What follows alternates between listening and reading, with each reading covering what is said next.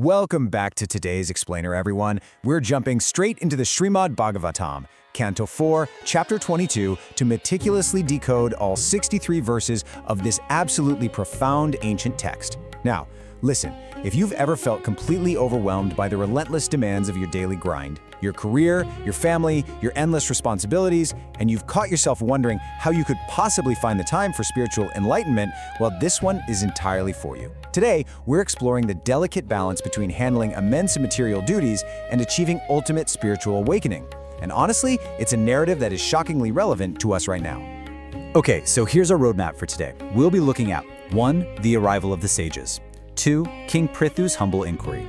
3. Sanat-kumara's spiritual instructions. 4. The dangers of material illusion. 5. The king's ultimate surrender. And finally, 6. A perfect detached ruler.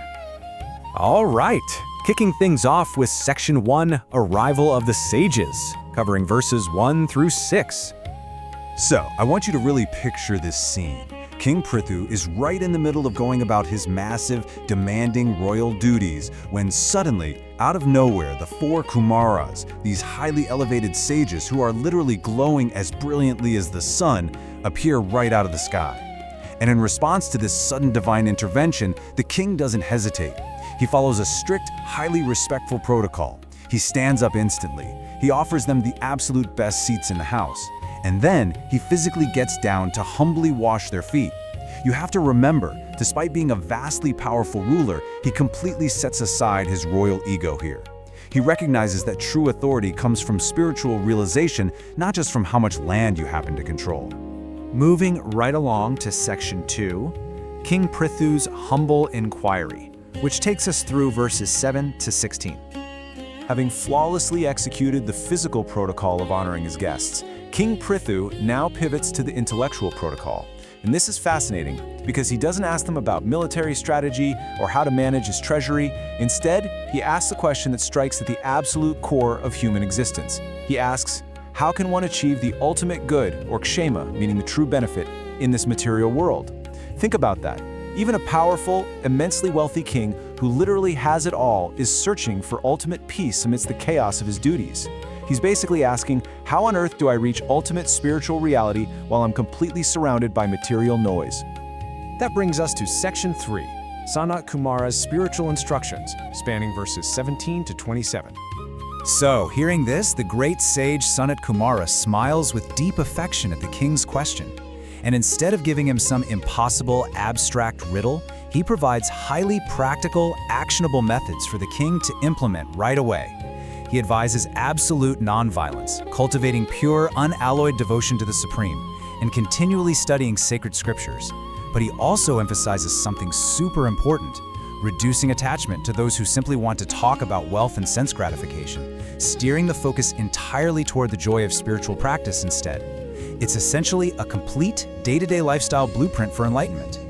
Now, when you actually follow these practical steps, something profound happens to the Jiva Kosha.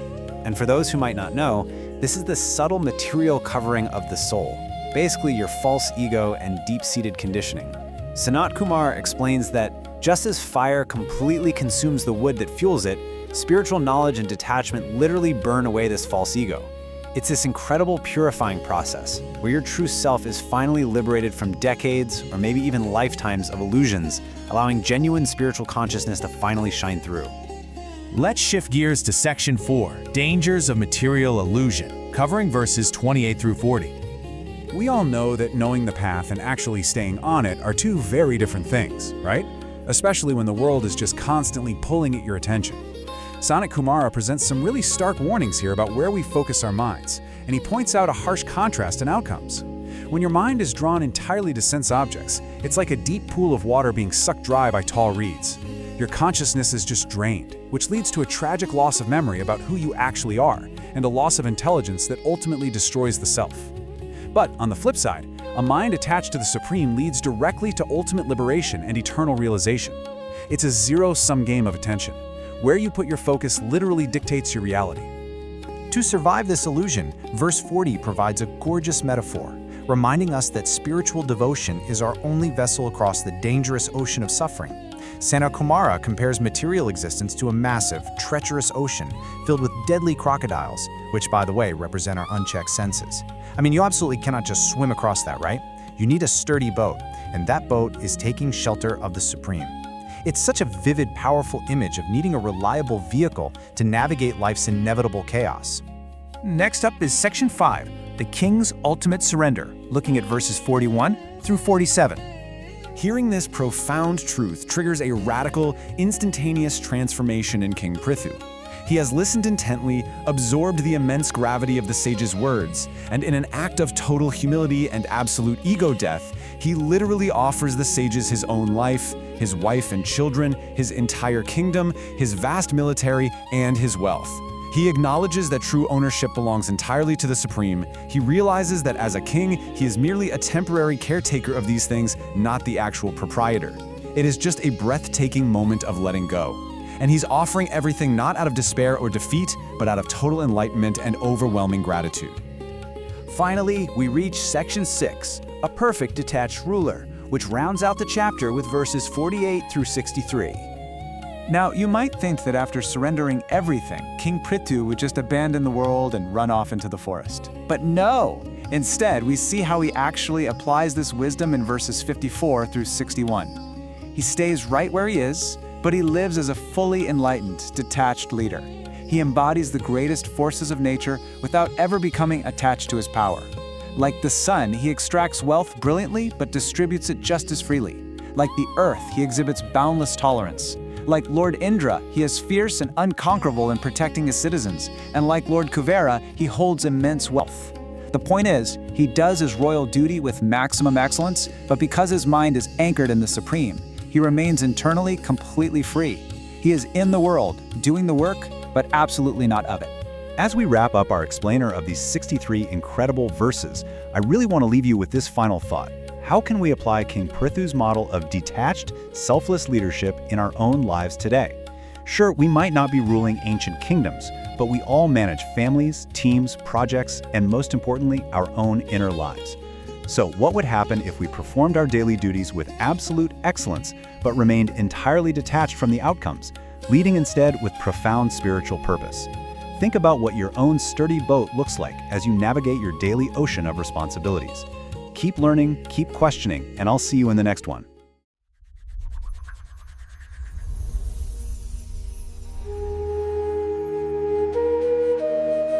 What if the ultimate secret to holding just immense, unimaginable worldly power is, treating your entire empire like a literal illusion? Right. Today, we have a really special deep dive for you. We are looking at a phenomenally successful world leader who is at the absolute height of his geopolitical dominance.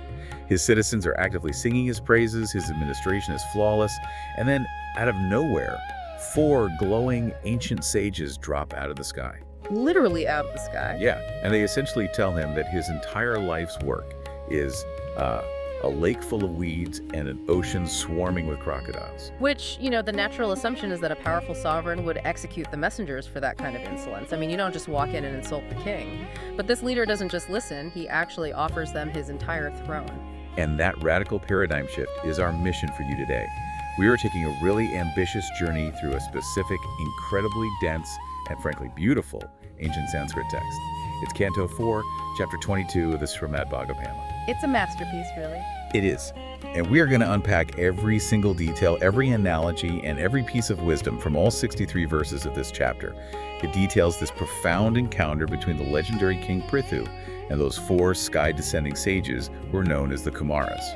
And just to set the stage for you, King Prithu is a celebrated, idealized ruler in this tradition. Now, you might assume a text about a legendary king would focus on, economic management or military strategy. Right, like a how-to guide for rulers. Exactly. But this narrative is entirely about the ultimate nature of consciousness. It is really a manual on how to practice radical detachment while wielding immense worldly authority. So let's jump right into this arrival, verses 1 through 6, because the opening scene paints such a cinematic picture. The citizens are praising Prithu's mighty exploits, and right at that exact moment, the 4 Kumaras, who the text describes as shining as brilliantly as the sun descend from the sky. And King Prithu and his entire assembly instantly stand up. But, and I love this detail, the text doesn't say they stood up just to be polite. It says they stood up like the senses reacting to the life force. It's such a stunning biological metaphor. The text is making a really specific point about the physics of spirituality here. I was thinking about this mechanism because this isn't standard protocol or some, rehearsed court etiquette. It is an involuntary reflex. Right, it bypasses the intellect entirely. Exactly, like when a doctor taps your knee with a hammer, your leg kicks. Or when your hand touches a hot stove, it jerks back before your brain even registers the heat. That is what this reverence is. It's pure biological reflex. The life force enters the room, and the senses, which are represented by the king and his assembly, simply snap to attention. Because lesser energy naturally orientates itself toward higher energy. And the reception Prithu gives them reinforces that exact dynamic. He immediately offers them golden seats, he washes their feet, and then, in this really profound inversion of hierarchy, this sovereign king takes that washed water and sprinkles it on his own hair. Wow. That is the ultimate standard for welcoming spiritual guests. And Prithu follows this up with a stunning speech from verses 7 to 12, establishing his philosophy on hospitality. He acknowledges that seeing such rare yogis is a blessing that even the gods struggle to attain, and that pleasing these sages effectively pleases both Shiva and Vishnu. He really elevates the act of hosting. He does, but then he pivots to this incredibly striking visual. He says even a poor householder is entirely blessed if they can just offer water, a grass mat, and a floor to a spiritual guest. But if a house does not welcome spiritual guests... He says those houses are essentially trees filled with venomous snakes. Venomous snakes? Why that specific imagery? Well, think about the function of a tree. It provides shelter, shade, a place to rest, right? So a heavily fortified, materially wealthy home looks like the ultimate shelter. But if it lacks spiritual anchoring, if it shuts out the pursuit of higher consciousness, that shelter is a complete illusion. You sit under the tree thinking you're safe, completely unaware of the hidden toxicity coiled in the branches right above you. Material comfort is the bait, and the spiritual ignorance is the venom. That is terrifying, honestly. So Prithu has just established the ultimate standard for hospitality and the danger of ignoring it. But once these glowing sages are seated, what do you even ask beings who already have everything? Good question. In verses 13 to 16, Prithu recognizes that the Kumaras are Atmarama. They are completely self-satisfied within their own consciousness. He doesn't bother asking about their physical well-being because they don't identify with the physical.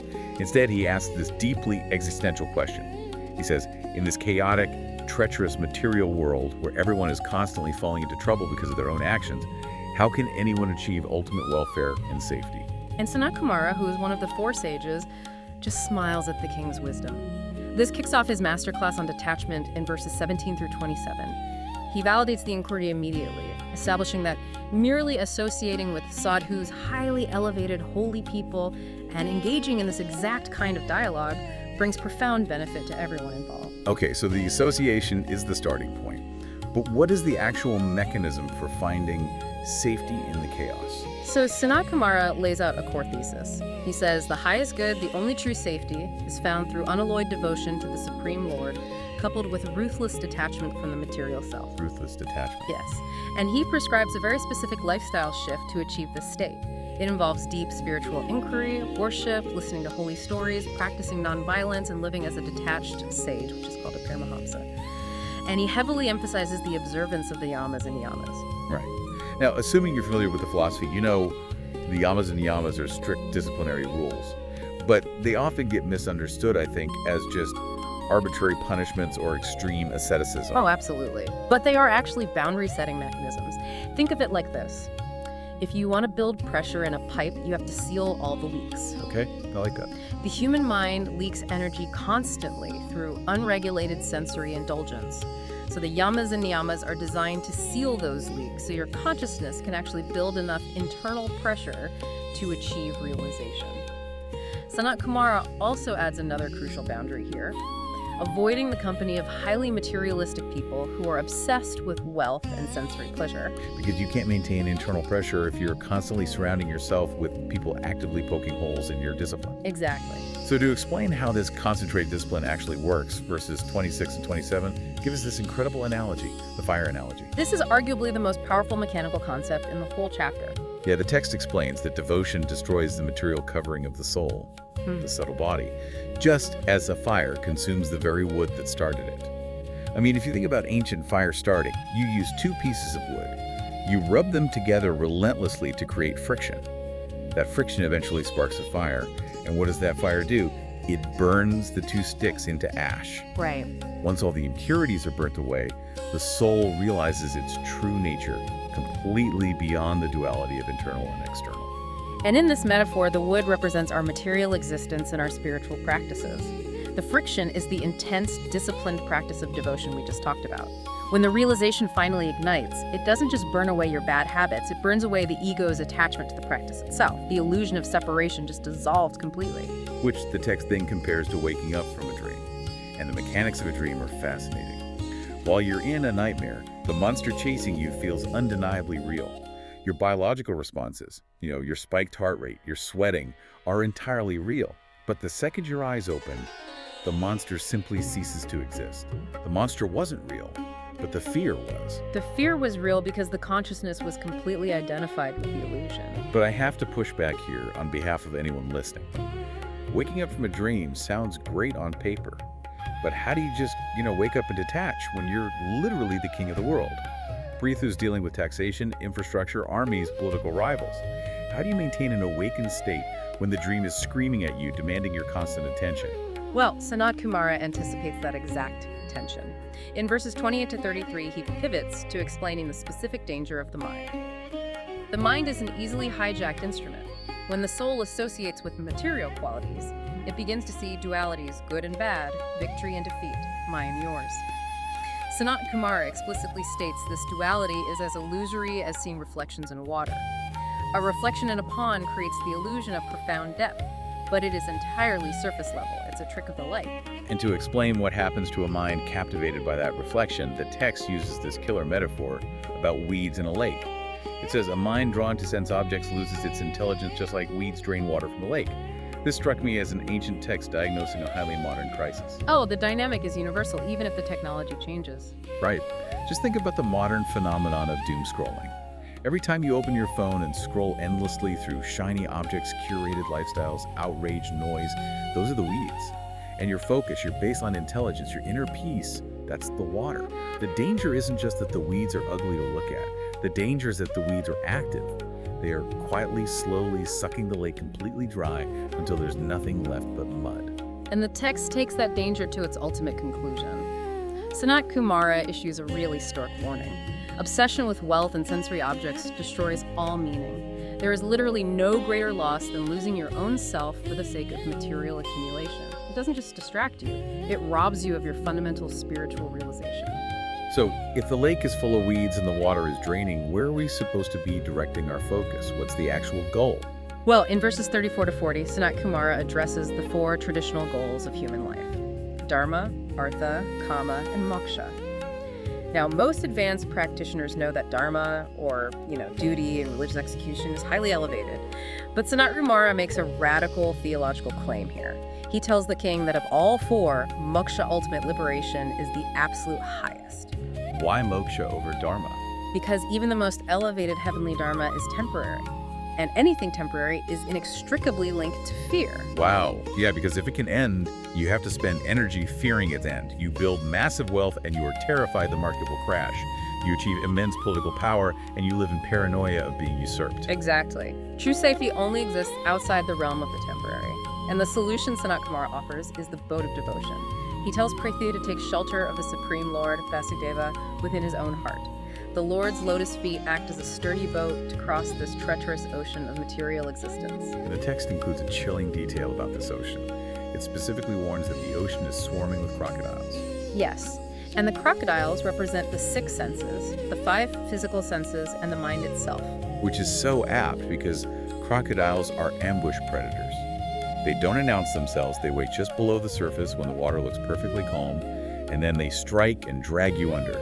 Your senses do the exact same thing. You think you have your desires under control, the water seems placid, and suddenly a sensory impulse hijacks your mind and pulls you back into the illusion. Yep, they just pull you under. So we've got a mind acting like a weed-drained lake and an environment that is a crocodile-infested ocean. How does King Prithu respond to being told his entire glorious empire is essentially a dangerous mirage? He responds with profound, radical gratitude. He doesn't argue or try to justify his worldly achievements at all. Not even a little bit. In verses 41 through 45, he initiates the ultimate offering. Prithu declares that it was the Supreme Lord's mercy that brought these sages to him. And then he literally offers them everything. His own life, his wife, his children, his palaces, his kingdom, his treasury, his entire army, and his supreme authority over the land. He just lays his entire sovereign existence at their feet. And it is so important to understand the political philosophy underlying this surrender in verses 46 and 47. Prithu acknowledges that everything in the world actually belongs to the spiritually wise, the Brahmanas. He states that rulers and administrators, the Kshatriyas, only eat, enjoy, and govern by the grace of the spiritually elevated. It is a complete inversion of how the world typically views power, right? Usually the person with the standing army and the gold reserves is at the top of the food chain. But Prithu is arguing that the people who have realized the truth of the universe, the ones who have mastered their own minds and conquered the crocodiles, are the actual custodians of the earth. He sees himself merely as an administrator. Right, and he concludes that because these sages have given him the ultimate gift of self-realization, no amount of material wealth could ever possibly repay them. Only their own internal spiritual bliss can repay them. Which brings us to the aftermath in the final section, verses 48 to 63, and the true test of Prithu's realization. The sages are highly praised by the king. They depart, ascending back into the sky while the citizens watch. The lingering question is, what does Prithu do now? I mean, if the kingdom is an illusion, does he just abandon the throne and walk into the forest? He doesn't. And that is the most crucial twist in this entire narrative. The text states that Prithu achieves a state called aptakama, which is perfect, unshakable self-satisfaction. He has absolutely no unfulfilled desires left. Because he desires nothing from the kingdom, he stays right where he is and rules it perfectly. He embodies the ultimate principle of karma yoga. He works flawlessly, but he offers all the results of his work to the Supreme, to Brahman. He lives entirely detached. But practically speaking, how does a king collect taxes and mete out justice without caring about the money or the power? The text uses a brilliant analogy here, comparing his detachment to the sun. I love this analogy. Right. The sun shines its intense heat on a puddle of water, evaporating it. But the sun doesn't become wet, and it doesn't hoard the water. It takes it only to redistribute it later as life-giving rain. Prithu extracts taxes and manages the economy, but the wealth never sticks to his ego. He takes it solely to sustain the citizens. And he continues to live a full human life during this time. The text specifically notes he maintains his family life with his wife Arki, and they actually have 5 named sons: Vijitasva, Dumaratsas, Haryaksa, Dravina, and Fruka. He isn't ignoring his earthly roles, he's executing them from a state of total spiritual clarity. And that clarity transforms him into an unparalleled, cosmic-level administrator. The final verses are this breathtaking cascade of poetry detailing how Prithu single-handedly embodied the qualities of all the ruling cosmic forces. It is a really fascinating synthesis of natural elements and psychological archetypes. Yeah, let's run through these to see how expansive his rule actually was. On an elemental level, the text says he was like the earth itself in his immense tolerance. He's like the ocean, deep and unfathomable in his intentions, like Mount Meru, completely steadfast and immovable. And like heaven, fulfilling the desires of his people. And like Parjanya, the rain cloud, raining down exactly what was needed at the exact moment it was needed. Right, and you can see how those elemental forces translate directly into administration. He was like Surya, the sun god we just mentioned, extracting wealth without exploitation. He was like Agni, the fire god, brilliant and utterly unapproachable to his enemies. Like Indra, invincible in battle. And like Vayu, the wind, acting as an all-pervading physical force that touches every corner of his domain. Then you have these deeply psychological and administrative comparisons. He was like Dharmaraja, the Lord of Justice, in his strict education and absolute terrifying fairness. Like Kuvera and Varuna, possessing immense secret reserves of wealth to protect his state. Like the Himalayas, filled with wondrous and hidden treasures. And the text doesn't shy away from his intensity either. He was like Rudra, exhibiting an unbearable destructive power against anything evil or corrupt. Yet simultaneously, he was like Cupid in his striking physical beauty, like a lion in the sheer undeniable power of his mind. and like Manu in his deep structural affection for all of humanity. It culminates with the ultimate spiritual peaks. He was like Brahma in his absolute lordship, like Brihaspati in his profound spiritual knowledge, and finally, like Hari, the Supreme Lord himself, in his absolute self-control. It is the ultimate portrait of a sovereign who has synthesized complete spiritual realization with flawless material execution. The chapter concludes with verse 63, noting that Prithu's fame spread throughout all realms, entering the ears of everyone and bringing joy to good people, just like the glorious eternal fame of Lord Rama. Just a completely realized life. Yeah, so let's pull all of this together for you. We started this deep dive with King Prithu, experiencing a biological reflex of reverence for glowing sages descending from the sky. We learned that the mind is a lake constantly being drained by the weeds of our sensory obsessions, and that the material world is an ocean swarming with the ambushed predator crocodiles of our own senses. Crocodiles. Yeah. We watched a king offer up his entire empire in radical gratitude for being shown how to navigate those dangers. And finally, we saw him remain on the throne, ruling not out of ego, but as a detached embodiment of all cosmic forces, performing his duties flawlessly without ever becoming entangled by them. It is a true masterclass in engaging with the dualities of life without being consumed by them. Which brings us to a final thought for you to take away and mull over. Prithu proved that you do not have to abandon your worldly responsibilities to achieve profound spiritual depth. You don't have to flee to a cave in the Himalayas. Think about your own kingdom right now, your job, your household, your family dynamics, your daily obligations. Your sphere of influence. Exactly. If you could step into tomorrow morning and rule your specific kingdom with the complete, perfect detachment of King Prithu, if you acted like the sun that takes water only to give it back as rain, without holding on to any of the stress or ego for yourself, how would that radically shift the anxiety you feel? If the monster in the dream isn't real, why let the fear of it ruin your morning? Something to think about as you navigate your own lake of weeds today.